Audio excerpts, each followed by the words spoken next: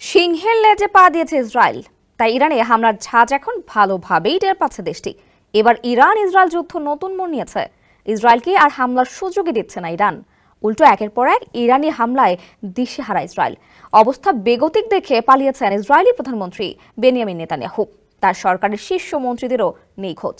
এরই মধ্যে খবর পাওয়া যাচ্ছে ইসরায়েলে নতুন করে হামলা শুরু করেছে ইরানের ইসলামী বিপ্লবী গার্ড বাহিনী IRGC। আগে কয়েক দফা হামলা চালিয়েও ক্ষোভ মেটেনি অভিজাত এই বাহিনীর, কেননা বৃহস্পতিবার রাতে ইসরায়েলের চালানো হামলায় প্রাণ হারান এই বাহিনীর commander in chief major general Hossain সালামি। সর্বশেষ খবর অনুযায়ী IRGC ইসরায়েলের চতুর্থ দফায় হামলা শুরু করেছে। IRGC শুরু করা নতুন হামলায় মধ্যপ্রাচ্যে বাড়ছে আর অস্থিরতা। এবার ইরানের টার্গেট হয়েছে ইসরায়েলের গুরুত্বপূর্ণ ঘাঁটি, আর সেখানে গিয়ে আঘাত হেনেছে ইরানি ক্ষেপণাস্ত্র। এরই মধ্যে যুক্তরাষ্ট্রের তৈরি অত্যাধুনিক দুটি F-35 যুদ্ধ বিমান ভূপাতিত করেছে ইরান। একজন নারী পাইলটকে আটকের কথাও জানিয়েছে ইসলামী বিপ্লবী গার্ড বাহিনী। সর্বশেষ ইরানি হামলায় বিশেষভাবে টার্গেট করা হয় ইসরায়েলের প্রতিরক্ষা মন্ত্রণালয়কে। ইরান হুঁশিয়ারি দিয়ে বলেছে, অপরাধী ও দুরাচার ইসরায়েলকে দুর্বল ও অসহায় করে দেওয়া হবে।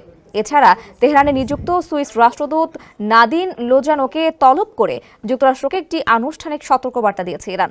ইসরায়েলের হামলার প্রতিক্রিয়ায় ইরান যে প্রতিশোধ নেবে তার ইঙ্গিত বহু আগেই দিয়েছিল দেশটি। ইরান এখন দাবি করছে তারা একসঙ্গে 600-র বেশি হাইপারসনিক ব্যালিস্টিক মিসাইল ছোড়ার সক্ষমতা অর্জন করেছে।